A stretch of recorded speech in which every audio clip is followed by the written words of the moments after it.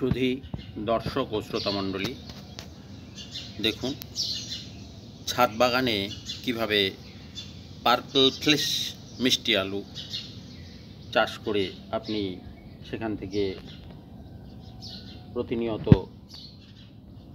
শাক সংগ্রহ করতে পারবেন, তার একটি ভিডিও আমি উপস্থাপন করতে চলেছি।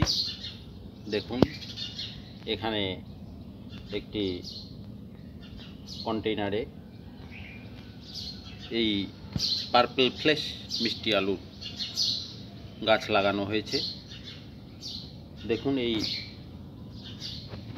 মিষ্টি আলুর গাছে অনেক শাখা প্রশাখা এবং পাতা, ডগা, কুশি এগুলো হয়েছে। তো ছাদ বাগানে আমরা শাক সবজি উৎপাদন করতে গেলে যে জিনিসটার দিকে নজর দিই সেটি হলো যে অল্প জায়গায় যাতে বেশি পরিমাণ শাক পাওয়া যায়, সেই দিকটাতে লক্ষ্য রাখতে হয়। তো ছাদে যেহেতু খুব বেশি পরিসরে গাছ লাগানোর সুযোগ নেই, তাই এমন ধরনের শাকসবজির জাত লাগানো উচিত যে জাতগুলো অল্প জায়গাতে বেশি শাকসবজি উৎপাদন করতে সমর্থ হবে। তো এরকমই একটি জাত এই পার্পল ফ্লেশ মিষ্টি আলুর জাত। এটি একটি আনকমন ধরনের মিষ্টি আলুর জাত। দেখুন, একটি কন্টেইনারে লাগিয়ে সেখান থেকে আসলে কতগুলো শাক পাওয়া সম্ভব। এই মিষ্টি আলুর যে কাটিং, সেই কাটিংগুলো লাগানো হয়েছিল মাস দুয়েক আগে। তারপরে যত্ন করার ফলে দেখুন এই কন্টেনারের চারপাশে কত সুন্দর এই মিষ্টি আলুর ডগা কুশি ছড়িয়েছে।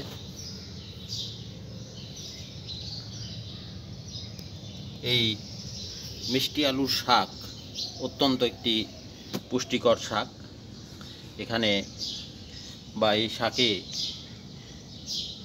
Vitamin A, vitamin B, folic acid, fibre এবং অন্যান্য প্রয়োজনীয় খনিজ মৌল রয়েছে।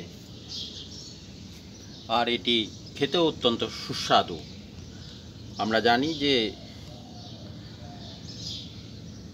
প্রচলিত যে মিষ্টি আলুর জাতগুলো বাজারে রয়েছে, সেই মিষ্টি আলুর জাতগুলো লাগালে পরে তার বাউনি বা লতাগুলো এত চারপাশে ছড়িয়ে পড়ে যে সেটি ছাদ বাগানের উপযুক্ত বলে মনে হয় না। কিন্তু এই পার্পল ফ্লেশ মিষ্টি আলু বা বেগুনি শাঁসযুক্ত মিষ্টি আলু যে জাতটি, সেই জাতের গাছের যে হ্যাবিট সেটি হলো কম্প্যাক্ট প্রকৃতির, অর্থাৎ অল্প জায়গাতেই এ চারপাশে লতা পাতা বিছিয়ে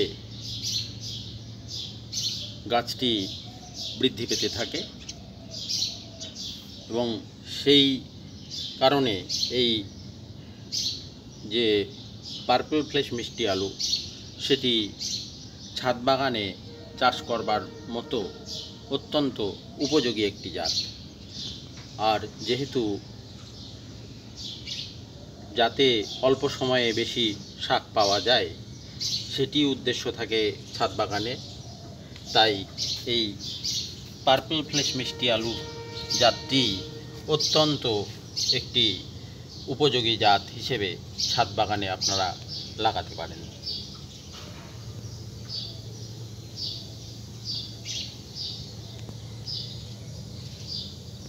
ধন্যবাদ।